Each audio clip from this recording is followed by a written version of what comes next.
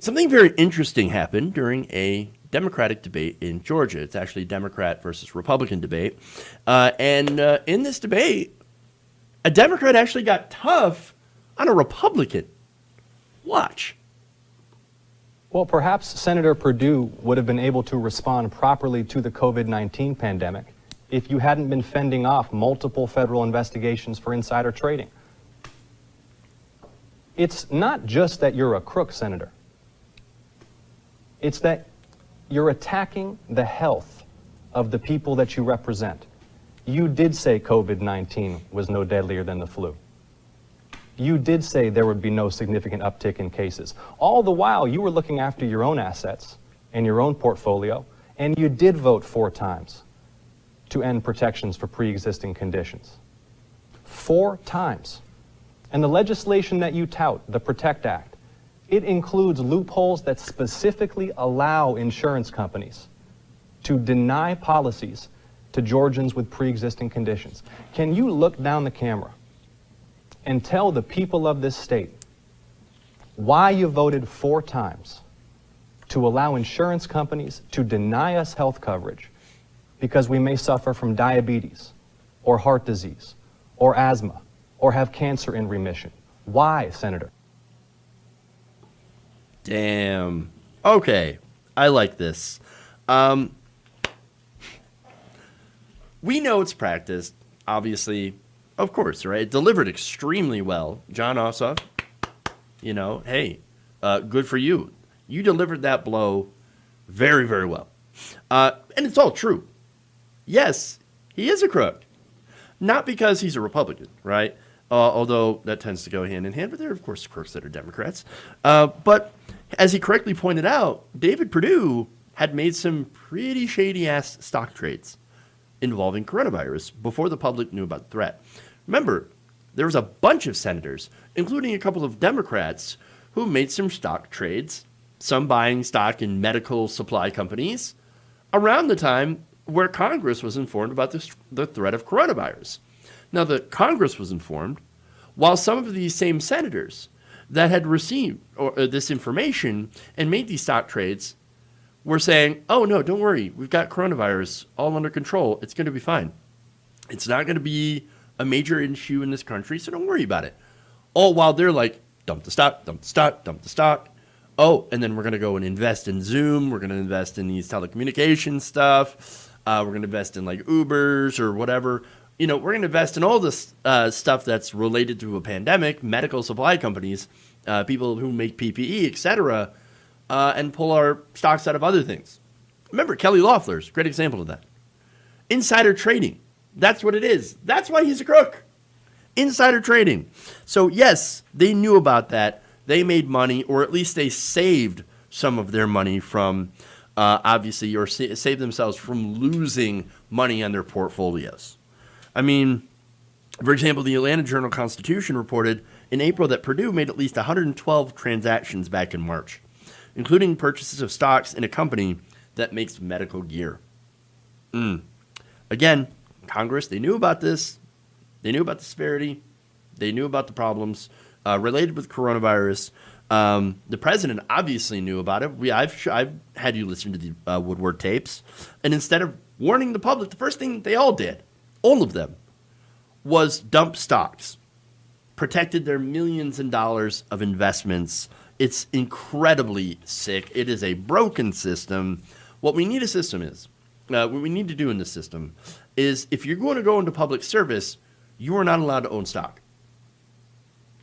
You can buy stock when you're out of public service, when you're no longer a senator or congressman or whatever, then you can own stocks. But if you become a public servant, you have to divest. That's it. It needs to be a law. Not just like, oh, it's a norm. It's something that you're kind of expected to do, but you really don't have to do. Again, a great example of this is Jimmy Carter with his peanut farm. He was expected to sell his peanut farm, to divest from it, and guess what? He did. Because it could have been a conflict of interest for him as president. Yet Donald Trump can continue to be part of the Trump organization and not have to divest from that business. Oh, but you understand, I've got Eric and I've got Don Jr. They're running the company for me, and so it's fine. No, it's not fine. You should have to divest from this business. We wouldn't have an issue with insider trading if they were required to divest from all of their businesses by law. And let me tell you, that would probably discourage a lot of people from getting into politics in the first place. They wouldn't be running for office if like, oh no, I got to give my businesses, I got to give my investments. The whole reason that I get into politics is to pump up my investments and to make money, to become a career politician. Well, geez, if you're gonna make it so that I can't do that, then why would I want to be a politician? Good. I don't want you as a politician if your only aim is to freaking make money. No. What we want in politicians is people who actually want to serve the people and serve the United States, serve their constituents, and make this country a better country. That's what we want. We want you to put the voters first, not your own freaking finances. That said, look, I think Ossoff did a great job here, but he is a corporate dem. And understand that, right? So that matters because Perdue is going to come back and he's going to make all these false assertions, right? And it kind of shows you what kind of campaign he's running as well. And so Ossoff is better than Perdue, obviously. Perdue voted to destroy the ACA. Now, again, you guys know I'm not a huge fan of the ACA. But if you get rid of the ACA, millions of people lose their health insurance, including the millions of people that have actually gotten insurance through our Medicaid program, through the Medicaid expansion. That allowed millions in poverty to be able to actually get health care in the states that have expanded their Medicaid programs. That's a good thing. Now, the ACA, again, sucks ass, but we can make it better. We can transform it until we finally get a majority in Congress and a president who is willing to sign Medicare for all. That is the goal, folks. Medicare for all. We will not stop pushing for Medicare for all. I don't like incremental change, but if we're going to make any sort of change, if we're going to be able to do anything, at least we could use that to get to Medicare for all. I don't care how we do it. One giant push, obviously I'm in favor of that approach, of a one giant push. But if we have to, we will use the system as it works in order to get our freaking goal. The policies are the most important thing. How you get there is important, but not the most important thing. The important thing is that we freaking get there. That's the whole point, okay? We've got to get there. We've got to get there. Now, Jon Ossoff does not want to get there. He wants to save the ACA, tweak it around the edges, just like Joe Biden. Okay, that sucks, but whatever. Better than, obviously, getting rid of it and making things worse. Now, Perdue comes back and he says, oh, well, this guy, Ossoff, super progressive. No, he's not. Not at all. On Wednesday, he falsely accused Ossoff of backing the Green New Deal and claiming that he supported socialized medicine. Dude, I wish. Oh, I freaking wish. I wish these Democrats would support the Green New Deal and socialized medicine. That would be fantastic. Guess what? That would actually literally make America great again. But no. Perdue also claimed that Ossoff was endorsed by the Communist Party of the United States. No, dude, the Communist Party, they have standards. Okay, Ossoff is way too conservative for them.